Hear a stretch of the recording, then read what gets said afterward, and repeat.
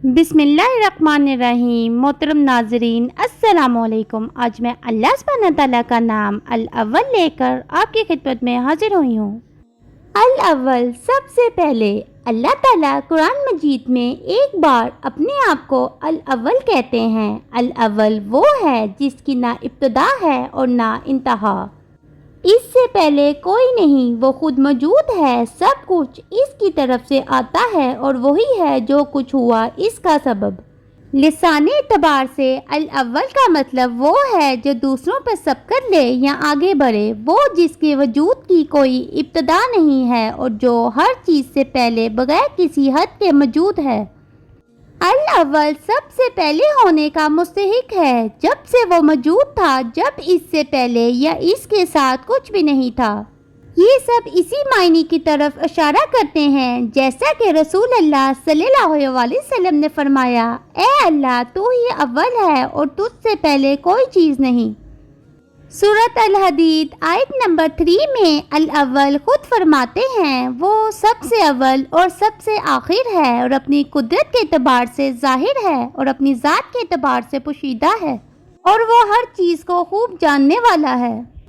اسی طرح سورۃ یوسف آیت نمبر 7 میں الاول کہتے ہیں اور وہی ہے جس نے آسمانوں اور زمین کو 6 دنوں میں پیدا کیا اور اس کا عرش پانی پر تھا تاکہ وہ تمہیں آزمائے کہ تم میں سے کون اچھے عمل کرتا ہے۔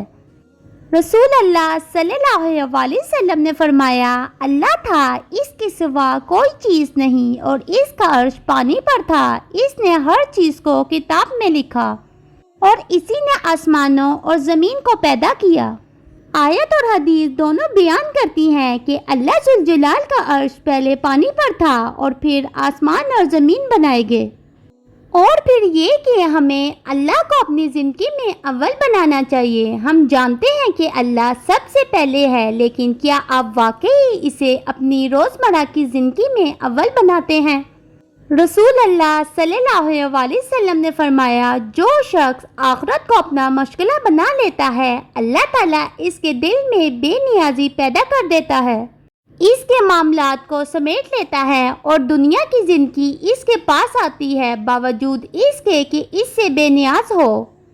اور جو شخص دنیا کو اپنا مشغلہ بناتا ہے تو اللہ تعالیٰ اس کی غربت کو اس کی آنکھوں کے سامنے کر دیتا ہے اور اس کے معاملات کو پراگنڈا کر دیتا ہے۔ اسے دنیا میں سے کچھ نہیں آتا سوائے اس کے جو اس کے لیے لکھ دیا گیا ہو۔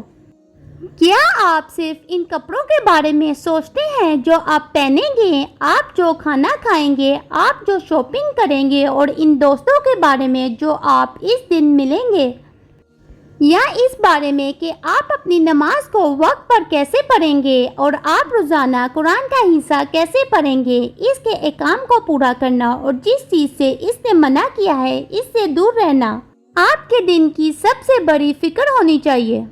اور پھر یہ کہ ہمیں سابقوں میں سے ہونا چاہیے۔ پیسہ ختم ہو جائے گا، عہدے گر جائیں گے اور لوگ آتے جاتے رہیں گے، صرف نیکیاں ہی رہ جاتی ہیں۔ سابقوں میں سے بنو جو نیک کام کرنے میں سب سے پہلے اور سب سے آگے ہیں۔ سورۃ فاطر آیت نمبر 32 میں اللہ تعالیٰ فرماتے ہیں، پھر ہم نے ان لوگوں کو کتاب کا وارث بنایا جنہیں ہم نے اپنے بندوں میں سے چن لیا ہے، اور ان میں کوئی وہ ہے جو اپنے آپ پر ظلم کرتا ہے اور ان میں کوئی اعتدال پسند ہے، اور ان میں کوئی وہ ہے جو اللہ کے حکم سے نیکیوں میں سب سے آگے ہے، یہی معراج بڑی افضل ہے۔ اور پھر یہ کہ ہمیں اپنی نماز کو ترجیح دینی چاہیے۔ رسول اللہ صلی اللہ علیہ وسلم نے فرمایا، قیامت کے دن سب سے پہلے جس چیز کا حساب لیا جائے گا وہ نماز ہے۔ 5 وقت کی نماز ادا کریں، صحیح طریقے سے نماز پڑھنے کا طریقہ سیکھیں، سمجھیں کہ آپ نماز میں کیا کہتے ہیں، اپنے آپ کو وقت پر نماز ادا کرنے کے لیے دباؤ ڈالیں اور الاول سے دعا کریں کہ آپ اپنی زندگی کو اولین ترجیح دیں، اور پھر یہ کہ اللہ کو خوش کریں۔ رسول اللہ صلی اللہ علیہ وسلم نے فرمایا، جس نے لوگوں کی خوشنودی حاصل کرنے کے لیے اللہ کو ناراض کیا، اللہ اس سے ناراض ہے، اور وہ لوگ بھی ناراض ہیں جس نے اللہ کو راضی کیا، اگرچہ اس نے لوگوں کو ناراض کیا، اللہ اس سے راضی ہے۔ اللہ اسے شاندار بناتا ہے اور اس کی گفتگو اور عمل کو دوسروں کی نظر میں خوبصورت بناتا ہے۔ اپنے ہر کام میں سب سے پہلے اللہ ذوالجلال کو راضی کرنے پر توجہ دیں اور وہ آپ کو لوگوں کی نظر میں ایک خوبصورت مقام عطا کرے گا انشاءاللہ۔ اور پھر یہ کہ اپنی پڑھائی میں قرآن کو اولویت دیں۔ ابن تیمیہ رحمۃ اللہ کہتے ہیں جہاں تک قرآن حفظ کرنے کا تعلق ہے اس کو ان بہت سی چیزوں پر ترجیح دی جائے جنہیں لوگ علم سمجھتے ہیں، لیکن حقیقت میں یا تو بالکل بیکار ہے یا کوئی فائدہ نہیں ہے، خاص طور پر ان لوگوں کو جو دین، اس کے اصول اور اس کی تفصیلات کا علم حاصل کرنا چاہتے ہیں۔ اسے سیکھنے میں بھی ترجیح دی جائے۔ قرآن کو حفظ کرنے سے شروع کریں کیونکہ یہ علم دین کی شاخوں کی بنیاد ہے۔ قرآن سے تعامل آپ کے تمام علوم کی بنیاد اور ترجیح ہونی چاہیے، چاہے وہ دن میں 10 منٹ ہی کیوں نہ ہو۔ پھر آخر میں ہم الاول سے دعا کرتے ہیں۔ اے اللہ الاول، ہم جانتے ہیں کہ تو ہی ایک ہے جس کی ابتدا اور انتہا نہیں ہے۔